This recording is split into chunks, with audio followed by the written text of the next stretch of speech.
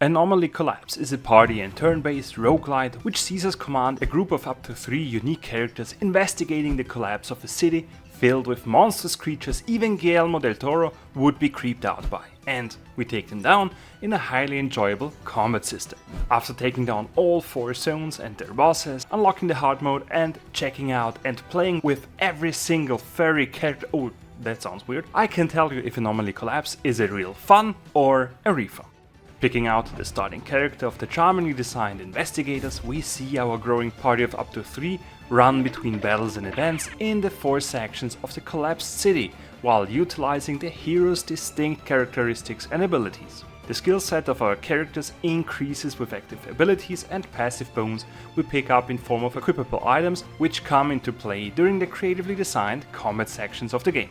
Each character's actions are determined by 2 resources, namely action and movement points. Various abilities require either or both, while the movement points have one further function, namely, for movements. Who would have guessed? Every hero or enemy occupies a spot on the grid-based field, allowing for fluent movements between these fields. These spots though have their character limits, seeing us blocking or being blocked off by our enemies, while a cramped place results in various negative effects for the occupants. Focusing on positioning heavily impacts our offensive moves, since our allies can join in co-op attacks when standing close to other heroes. Furthermore, many enemies hit specific spots with their own skills, seeing us move out of the danger zones, while our team's abilities have their own targeting limits, some being single target spells hitting up close or far away enemies, while others target many grids attacking multiple opponents. As mentioned, one of the resources to perform such actions are the action points, which are shared between our team. Since every character acts one after the other, we need to strategize which character uses up the acquired points. Every turn of a character we obtain 1 action point, allowing us to either use or save up the points with one character to give the following hero either 1 or 2 action points to work with, and therefore having more freedom to utilize the many skills we unlock. These skills are available via various items split into active and passive abnormalities, meaning passive buffs or spells we can use during a fight. These can range from simple attacking or healing skills to creative stat boosts or even grid affecting spells like burning up the ground.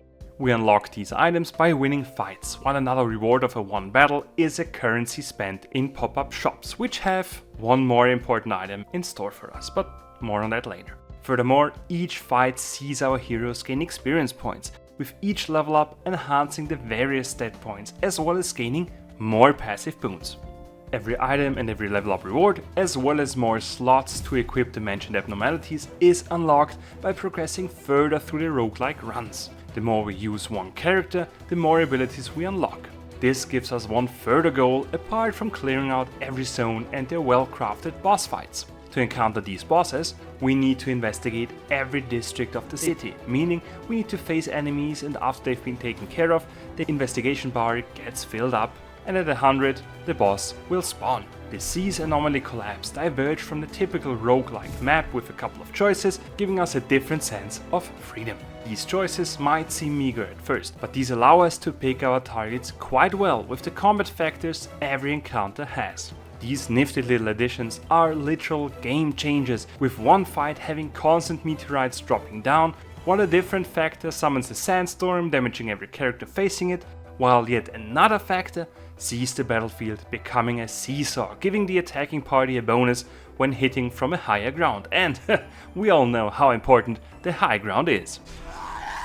These various combat factors, paired with the incredibly well-designed skills, add up to a great replayability, which is key for such a roguelike game, while the soundtrack and the strange art style just, well, they work for me. The only minor issue I might have with Anomaly Collapse is that the team setup is not entirely free to choose, since we encounter new companions randomly. With a helpful item in the shop though, we might get to pick a different ally, but it is one odd extra step to pick the wanted final team composition. Regardless of that, I would say that Anomaly Collapse is a real fun instead of a refund. And would you agree with my verdict? Let me know in the comments, and don't forget to clean your fur, hide, body.